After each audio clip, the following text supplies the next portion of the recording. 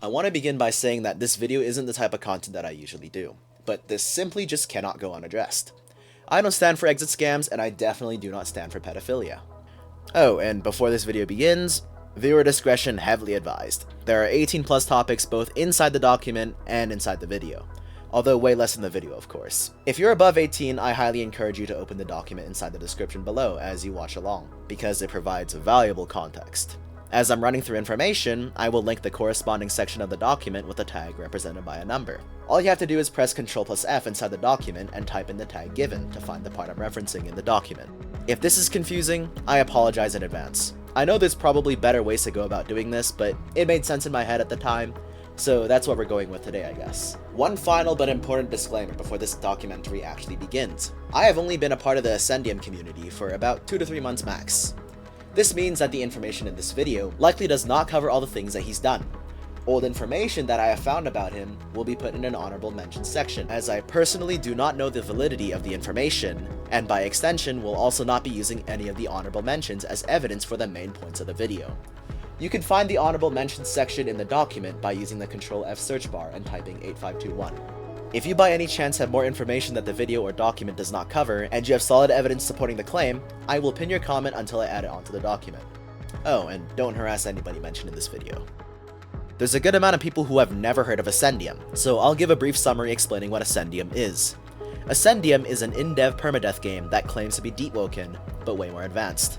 If you do not know what Deepwoken is, it is a roguelite hardcore fantasy. The specific details don't really contribute too much to the points in this video, and as such, I will be moving on so as to not waste any more of your time. The owner of Ascendium goes by the name Frazix, and Frazix got a lot of content creators to promote his game Ascendium. And there were quite a few big names too, like Agamatsu, Nogo, and DanVR. I'm sure there's more, but that's just off the top of my head.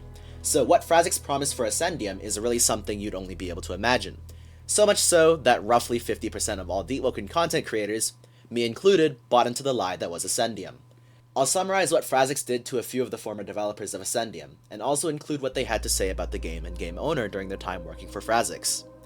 So, the way Frazix scams his developers is through paying them for their work at first, giving them this false sense of security that they're going to get paid for their work, and once they trust that they're getting paid, he makes them do a lot of work. Like, a lot. And when they do eventually inquire about their payment or when they finish their work, whichever comes first, he makes up as much excuses as possible about why he cannot pay up for the large amount of work that they did for him. Simply talking about it just isn't enough though. So here's an example. Valamir was first given the task of making a statistics system, and upon completion of the system, Frazix gave him $150 US. Frazix then told him to do 27 complex systems, and after Valamir made 30 systems for Frazix, a few examples being quests, plagues, guilds, trading, crime, weather, and so on and so forth. Valamir was only paid $950 out of the promised 4,650. Everest built the lore from the ground up, and then when Frazix found out that she could do art, Frazix made her draw his profile picture, his banner, and his server icons. She was told she was getting paid on the first, but no amount was ever specified. Needless to say, she was never paid. Everest later on told me that the art she did for Frazix would be worth roughly around $100. When Nantes first started working for Frazix, he made sure that Frazix was made aware of potential issues such as his busy schedule, unfamiliar framework, and things of the sort, and Frazix would complain and disrespect him when he wasn't done his work.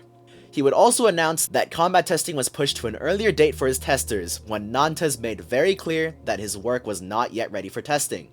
His input was never taken into account, but the way I see it, that was just a way for Frazix to manipulate Nantes into finishing his work faster. This is one of the most scummy things he's done to a developer. To this day, Nantes has not seen a single cent of the $700 he was owed. This developer wants to stay anonymous, so I'll just call him Developer M. His story is nearly identical to Valamir's. He got paid $150 USD early March for his rewritten movement system. He was told he'd be given $1,000 if he added on to the pre-existing combat system. In the end, he was only paid for the rewritten movement system, $150 out of $1,000 promised in total. For Zushi, although the amount he got scammed for is low relative to the other developers, I don't even want to read this out loud. This is just unfortunate. Take a look at the doc yourself. He was paid $177 out of the $750 as discussed. This totals up to be about roughly $6,000 worth of work unpaid. And that's just what's confirmed. For all that I know, it could be $10,000 scammed in total, or some crazy number. But just know that out of these 5 developers, it is confirmed that they have done $6,000 worth of work that was never paid for. If you're interested in whether or not these developers know about me speaking on behalf of them, go ahead and search for the tag 3597 in the document. There you'll find the developers vouching for me that these statements are 100% true, and that 3 of them wrote their own developer statement, and the other 2 just didn't really bother about making one.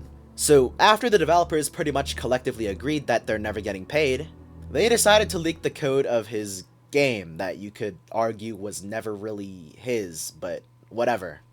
Now enough about the developers. I think it's about time that we talked about the players. Since the game had so much hype because of the promises Frazix has made for Ascendium, he took advantage of the hype and gave the option for Discord members to pay $20 for Wave 1 Early Access. Wave 1 Early Access gives you access to the game on June 1st. But because the game is pretty much doomed to never release because of the code leak, people who have purchased Wave 1 pretty much just got finessed out of $20. Because on June 1st, they might as well be accessing a base plate because there is no game. If any of you unfortunate souls have paid for Wave 1 Early Access, use the Ctrl+F search bar in the document and type 6158. That section of the document shows you how to get a refund if you bought on PayPal. Fair warning though, if you bought Wave 1 through the Friends and Family feature, you are actually not allowed for purchase protection, and therefore are not allowed to get a refund. So my condolences if you just put 20 bucks into this man's pockets. I'm not going to say anything about Frazix intending it to be an exit scam from the start, because I'm not trying to catch a defamation case. Actually, you know what? Sure, what am I afraid of? I just turned 15. Ascendium was an exit scam to begin with. If he's this confident scamming developers like this, what makes you think he's gonna have a shred of concern for you as a customer? And believe it or not, this is actually not the worst thing this already depraved man has done. Let's move on to the next part of this documentary. And I bet half of y'all saw this coming from a mile away. Pedophilia. This is some of the most disgusting material ever, and I am damn near certain that this isn't the first time Frazix has done something like this. However, I only have conclusive proof of one case of this happening, of which I will be going over right now. So there's this 14-year-old boy who goes by Pan. I'll call him Pan for short, since that's what his display is anyway. Pan initially bought Wave 1 Early Access. He was banned for talking a whole lot of smack and picking fights with everyone. Then, Frazix told him in voice chat that he could get unbanned if he had e-sex with him. Given that Pan still believed in the game at the time, he accepted the deal, and after the e-sex, he was unbanned, and he was able to do whatever he wanted to in the Discord server without getting punished by any staff members. Because if Frazix saw any staff try to punish him, the staff would then lose perms and even get possibly banned. Basically, the point I'm trying to get through is he would protect Pan and give him immunity to the rules. Kind of. I'll explain what I meant by kind of. So, whenever Frazix wanted more e-sex with Pan, he would ban Pan under the guise that his previous rule breaks were unpunished, of which I want to remind you guys that Frazix protected him from, and would then offer the same thing, e-sex for an unban, and the cycle repeats. What I'm saying is that Frazix intentionally turns a blind eye to his rule breaks on the surface, but actually secretly marks these rule breaks for whenever he wants to have e-sex with Pan. He basically manipulated Pan through taking advantage of the fact that Pan just didn't want to get banned from a game that he was really looking forward to. Oh, and the proof of this happening is inside the document.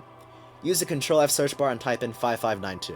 On an unrelated note, I want to let you guys know that I had to sit through and manually cut a 30-minute e-sex session between Frazix and Pan, because YouTube refuses to process longer videos on my second channel.